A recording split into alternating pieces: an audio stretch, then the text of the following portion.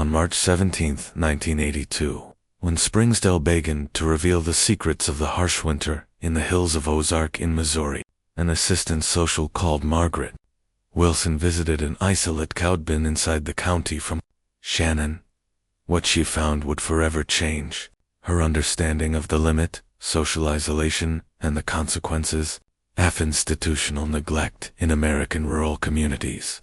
The property of Thesheltons was 27 kilometers from the Neresity Current River, accessible only by a dirt road that became impassable during spring rains. The family lived virtually without contact with the world exterior for over 3 decades.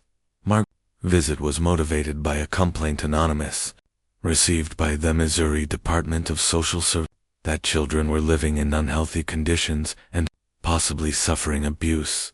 Upon arriving at that property, Margaret was received by Elijah Shelton, 47, a man of median stature, gray beard, and intense blue eyes that seemed carry the weight off generations of isolation. Elijah lived in the cabin with his sister, Martha Shelton, 43, and 3 children, Thomas, 12, Saudi, 9, and little Jacob, only 5 years.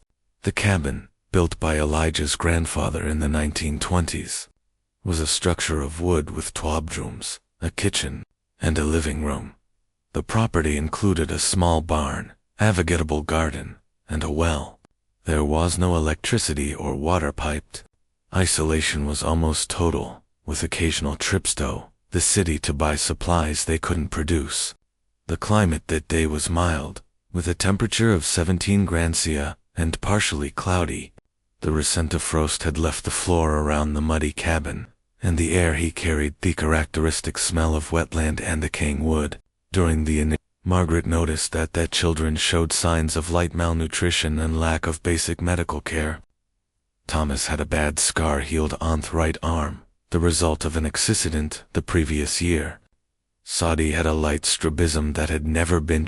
Jacob, the youngest, showed signs of delay in cognitive development for his age. What caught the attention of Margaret, however, were the physical similarities between the children and the 2 adults. All shared striking features, the same intense blue eyes, the same facial bone structure, the same format of ear, characteristics that suggested not only kinship, but also a very close consanguinity. When asked about the children's mother, Elijah hesitated for a moment before tones were that his wife had died during Jacob's delivery. Martha, it remained silent, avoiding eye contact with the social worker. It was in this moment Margaret began to suspect that the story made no sense. County records did not find any wedding certificate from Elijah. In fact, the only documents found were the certificates of birth of Elijah and Martha, sons of Harold and Edith Shelton, and a record of ownership of lands dated 1904. The children had no certificates of official birth. The Shelton family was gradually isolated after the death of Elijah and Martha's parents in a fire in 1973. Since then, the brothers have cut almost every bond with the local community, visiting the city for basic needs only. Current River residents described Elijah as a reserved and suspicious man that avoided prolonged interactions. The first suspicions that Martha could be the biological mother of children began to form at Margaret's mind as she observed the dynamics, the way Jacob clung to Martha's skirts, how intuitively knew the needs of each child, and how his gaze revealed a deep maternal bond that went beyond that of an aunt. If you want to follow more cases like this, which shake society as a whole and reveal hidden truths, subscribe to the channel so as not to lose any investigation. The formal investigation of the Shelton case began on March 24, 1982, a week after Margaret Wilson's initial visit. The Department of Social Services from Missouri, in conjunction with the Shannon County Sheriff, sent a team to evaluate a situation. The team consisted of Margaret, the policeman, David Tanner, and Dr. Robert Hayes, pediatrician. The first obstacle the team found was Elijah's resistance. When confronted with more direct questions about the origin of children, he put himself in the defensive, claiming that the authorities had no right to interfere with life of your family. "We take care of ours," he repeated, a phrase that later would reveal loaded with disturbing meaning. Martha in turn remained silent, responding only with monosyllables when questioned directly. AC settings demonstrated a mix of curiosity and fear in relation to visitors, demonstrating their limited contact with people outside the family. Dr. Hayes performed basic physical examinations on children and observed several signs worrying. In addition, tumult, malnutrition, and lack of preventive care. He observed physical characteristics that could indicate genetic problems consistent with Thomas had polyactyly, one more finger in hand, left. Sadie had problems of dental development, and Jacob presented signs of cognitive impairment, more severe than initially perceived. These signs, when observed in isolation, can have several causes, explained Dr. Hayes in his report. But when observed together, added to the shared physical characteristics and family isolation raised serious concerns about possible consanguinity. The investigation took a more accurate course when the team obtained access to few medical records of the family. In 1970, Martha had been treated in a hospital in the neighboring county after a domestic accident. The doctor, he had observed that she was 3 months pregnant. However, not there was record of birth or adoption of any child during this. A deeper search in the records revealed a standard. Martha had been treated in different hospitals in the region in 1970, 1973, and 1977, years that they would correspond approximal at the ages of Thomas, Sadie, and Jacob. In each occasion, used different names, but physical descriptions and medical data bases indicated that it was the same person. The investigation found a significant obstacle when Elijah, feeling the direction of events, prevented investig from entering the property legally, without concrete evidence of abuse or severe neglect. The authorities, they had limited intervention options. It was at this moment that a crucial witness emerged, Sarah Jenkins, a woman 83 years old, who lived about 5 kilometers from Shelton's property. He contacted Margaret after hearing rumors about the investigation. Sarah, he revealed that he was a friend of Edith, Elijah, and Martha's mother, and that she kept contact sporadic with family even after isolation. Edith was always afraid that something like this would happen, said Sarah.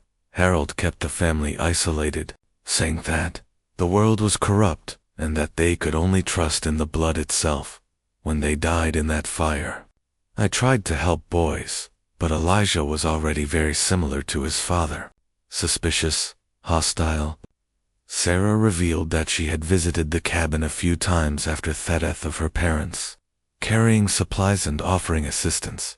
In one of these visits in 1971, he noticed that Martha was visibly pregnant. When she questioned him about it, Elijah expelled her from the property and forbade her to. I should have done something at that time, lamented Sarah. But who will believe me? And where would these children stop? The system does not take good care of ours here. Sarah's testimony provided an important context, but it was not proof definitive. The investigation needed concrete evidence to intervene. A turnaround occurred when N of the agents revised the birth records of Elijah and Martha and discovered something intriguing. Your parents, Harold and Edith Shelton. They shared the same surname before marriage. Subsequent investigations, they revealed that they were first cousins. It is not uncommon in isolated communities like this, explained the local historian considered by the team. In the early decades of the 20th century, many families in mountainous regions lived so isolated that marriages between relatives nearby ended up happening for lack of options. In some cases, this made almost a family tradition, justified by beliefs about purity of blood. This discovery shed new light on the case. It was not just a possible incestuous relations between Elijah and Martha, but potentially of a standard generational endogamy that intensified throughout the generations. The team has developed a new theory. The parents of Elijah and Martha already cousins. They transmitted isolationist lives to their children. After the death of the parents, the brothers, already socially isolated and possibly influenced by distorted ideas on family and purity, established an incestuous relations that resulted in the birth of 3 children. The investigation found an obstacle when a local Reza claimed to have seen a different woman on Shelton's property in the early 1970s. Information briefly reinforced the theory that there could be a third person involved, perhaps an Elijah wife, who later disappeared. Note, however, subsequent investigations have revealed that the witness probably had confused the property or the date. The sheriff, John Pearson, in relation to the allegations, began to consider obtaining a court order to collect children's data samples and of the adults. However, the legal process would be complicated, especially considering the isolation of the family and the lack of conclusive evidence of abuse or neglect that justified such an invasive intervention. We have to act carefully here, argued the sheriff. These people live, so there are generations. For them, this is their normal way of life. If we invade a property without concrete evidence, we can lose any chance of helping these children. The investigation reached an impasse that would last several months. During that period, the Department of Social Services maintained regular visits to the property, monitoring the well-being of children and gradually build a relationship of trust with the family. The real turnaround in the Shelton case occurred in September 1982, 6 months after the investigation began. During one of your routine visits to the property, Margaret Wilson noticed that Jacob the youngest had high fever and presented signs of a severe respiratory infection. Despite Elijah's initial resistance, she managed to convince him to allow the child to be taken to the hospital in West Plains, the largest and next city. At the hospital, Dr. Michael Brennan, a genetic specialist who had been consulted on the case, took the opportunity to perform or deepened with the reluctant consent of Elijah, who accompanied the son. Your results of Jacob exams revealed multiple congenital anomalies that individually they could have gone in, but together they formed a consistent pattern with a high degree of consanguinity. The genetic markers we are observing, Dr. Brennan told research team, are typical of children born in relationships between first-degree brothers. There is excessive homozygous for a relationship between cousins, even first-degree cousins. During the 2 weeks of Jacob's hospitalization, due to complications of pneumonia, Martha remained constantly by her side, demonstrating a maternal care and striking anxiety. It was during this period that Martha, exhausted physically and emotionally, finally began to open with Margaret. One night, while Jacob slept under the influence of medicines, Martha shared fragments of his story. She talked about growing isolation after the death offerings, as Elijah gradually assumed the role of patriarch family, and how the limits between family roles began to be confused. We didn't know anyone, Martha confessed in an almost inaudible. Elijah said, the outside world wanted to separate us, hurt us. We could trust each other. Although Martha hasn't explicitly admitted to being the biological mother of children in this conversation, your words and emotions made the situation increasingly clear to Margaret. The social worker, taking extreme care not to break the fragile confidence that was being established, avoided asking direct questions about paternity, focusing on offering emotional support. Meanwhile, documentary investigation continued. A significant advance occurred when their searchers located a traveling pastor, the Reverend Samuel Miller, who had visited isolated communities in the hills of Ozark during the 1960s and 1970s. The Reverend Miller kept detailed daily, including observations on the families I found. At an entrance dated June 1969, he described a visit to the party of Shelton.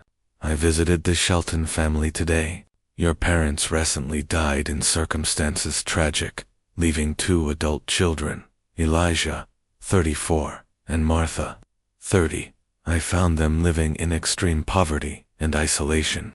I offered spiritual and material assistance, but I was received with suspicion, especially by the young Elijah. Something in the dynamics between the brothers seemed disturbing to me. Martha looks at Ziziv, almost fearful. Tamar Thatwit, out the moderating influence of their parents, as isolationists as they were, the situation can deteriorate. Intend to go back, but I confess that I was feeling powerless. A later entrance from April 1971 was even more revealing. I returned to Shelton property after almost 2 years. I was prevented from entering by Elijah, who seemed even more hostile and paranoid. From afar, I could see Martha briefly. She seemed to be in advanced state of pregnancy. When I mentioned this to Elijah, suggesting they might need medical attention, he was furious, accusing me of spreading lies and threatening to assault me if I was not, although immediately I reported my concerns to the local sheriff, but they said that without concrete evidence of abuse, nothing could be done. These mountains keep their secrets, and I fear that some of them are too dark to support the light of day. Reverend Miller's diary provided first contemporary evidence of Martha's pregnancy, corroborating suspense of the investigation.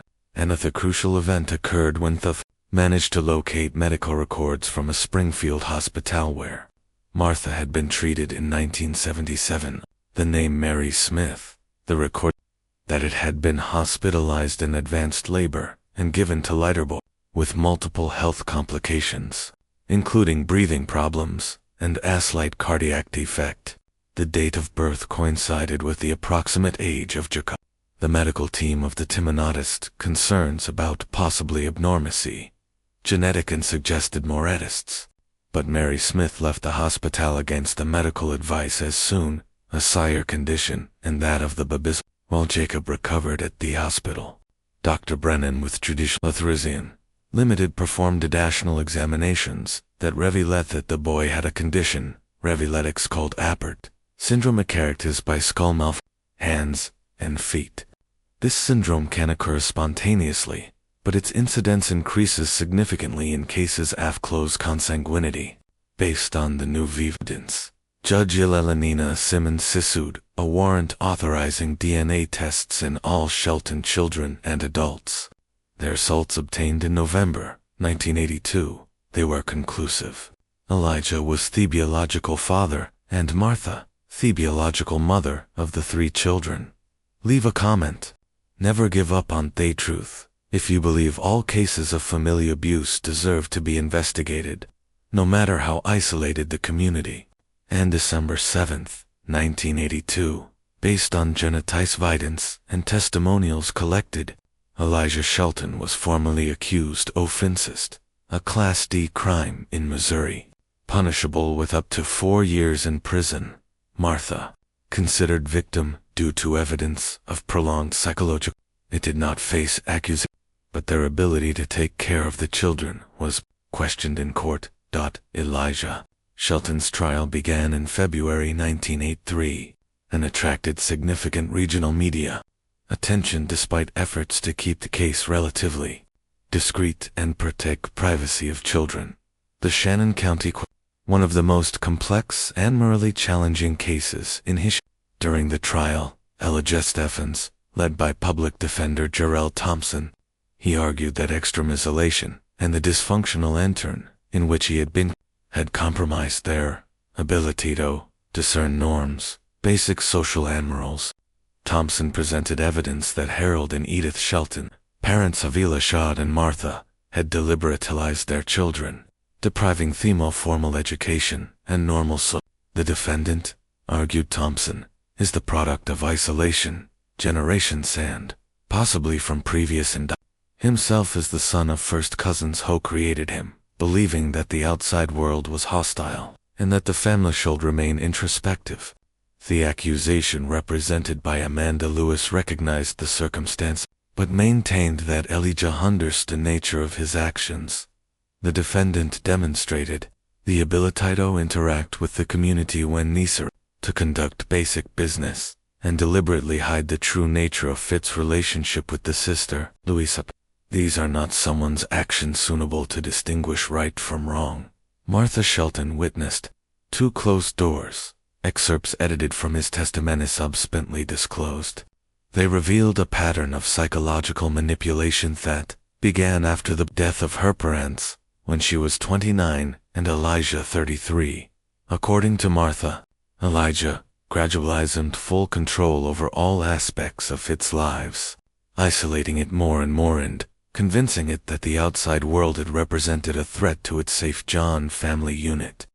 He told us we were special, said Martha, that our blood was pure, that our children would be strong because they would not be contaminated, be the world outdoor. At first I resisted, but after years alone with, I started to believe. Dr. Richard Foster, a psychiatrist specialist in social and dynamic abuse of family members, witnessed as an expert, explaining to the jury the deep effects of extreme isolation and prolonged indoctrination. What we see here is a classic case of an alternative reality built by isolation. When one person is systematic from all normative their perception of what is acceptable can be radically distorted. The trial also highlighted the failure of local institutions to identify and intervene in the situation. The evidence revealed that concerns were expressed by three different people over the years: the Reverend Miller, the neighboring Sarah Jenkins S., and an employee of the Current River Supply Store, who noticed similarities between children and adults while occasionally visited the store.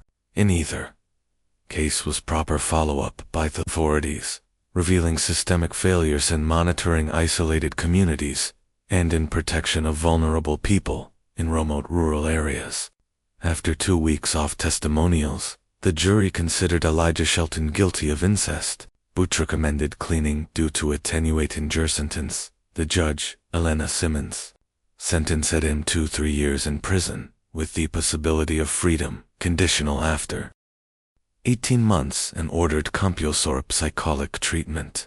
In her final statement, Judge Simmons noted, "This case represents a collective failure, not just the defendant, who is still responsible for his actions, but of a society that allows entire families to be set aside by our protection and support systems.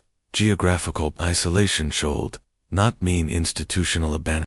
As for children, the court ordered them to remain temporarily under state custody, while Martha received intense psychological treatment. The ultimate goal was family reunifications. Martha showed capacity to properly take care of children and keep them integrated into the community, and the children were placed in a foster home in the neighboring county, where began to receive formal education medical treatment for their various conditions.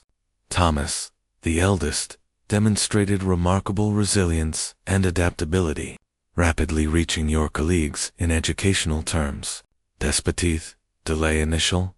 Zadie had more difficulties with social adaptation, but responded well to treatment for your strabismus and other health problems. Jacob, the youngest, and more severely affected by genetic disorders, underwent several surgeries to correct and started intensive care for its delay in development. Comprehensive genetic tests revealed that all 3 children were carriers of multiple genetic anomalies resulting from endogamy. Thomas presented mainly smaller problems, such as polyactyl, which had already been corrected surgically, and predisposition to certain autoimmune diseases. Sadie presented more significant problems, a rare enzymatic deficiency that affected his metabolism and required continuous medication. Jacob, as previously identified, suffered Fromopart syndrome, among other complications that would require care doctors for a lifetime. The Shelton case had triggered significant changes in service policies in Missouri and neighboring. The Shelton law, approved by State Legislative Assembly in 1985, established more rigorous protocols for monitoring of families in isolated areas, including regular visits of social workers and wellness checks for children, regardless of formal complaints. Elijah Shelton fulfilled 22 months of his sentence before being released in freedom. conditional in 1985. As a condition for its liberation, he was prohibited from returning family ownership while children were under the care of Martha, and had to undergo conscious therapy and regular supervision. Martha, after 2 years of intensive care, recovered the children's guard in 1984 with state assistance. He moved to Asmel House on the outskirts of West Plains, where children were able to continue their studies and She completed her own GED high school equivalent diploma, and finally he got a job as a library assistant in a local library. The story of the Shelton family continued to evolve in the following decades. Thomas, the eldest son, surpassed adversities of his creation and graduated in service, social, dedicating their career to help children in situations of vulnerability. Similasati faced more difficulties fighting chronic problems, health and psychological challenges related to your past, but it ended up finding stability as an artist and artisan. Jacob, despite its limitations, physical and cognitive, conquered a semi-independent life with the support of community and became a defender of the rights of people with disabilities in rural areas. The Shelton case remains an iconic study at faculties of social work and right across the country, illustrating the complex intersections between isolation, geographic, rural poverty, dysfunctional family dynamics and institutional failures. Also highlights the physical and psychological effects of endogamy, not just in children directly affected but also in subsequent generations. In 2002, 20 years after the initial discovery, Margaret Wilson, then retired, reflected on the case in an interview with a local newspaper. What's most impressive is looking back. It's like something so extreme could happen practically in sight of all. No, it was a cabin in the middle of nowhere, was less than 30 kilometers from a city in a country, with resources and institutions largely capable of protecting the. It makes us think how many other similar cases exist, hidden in remote valleys, or the view of all, hoping someone pays attention. Shelton's original property, abandoned for years, was eventually sold by state in 1990. The cabin collapsed over time, but death remains a silent reminder of how extreme isolation can distort realities and perpetuate damage cycles for generations. If you have watched here, it is because you care about these cases that mark families forever. Leave a comment saying, "I watched here so that can know who really cares about the search for the truth." Do not forget to enjoy this video and share it with those who also value the understanding of the complexities of human nature and the importance of effective protection systems.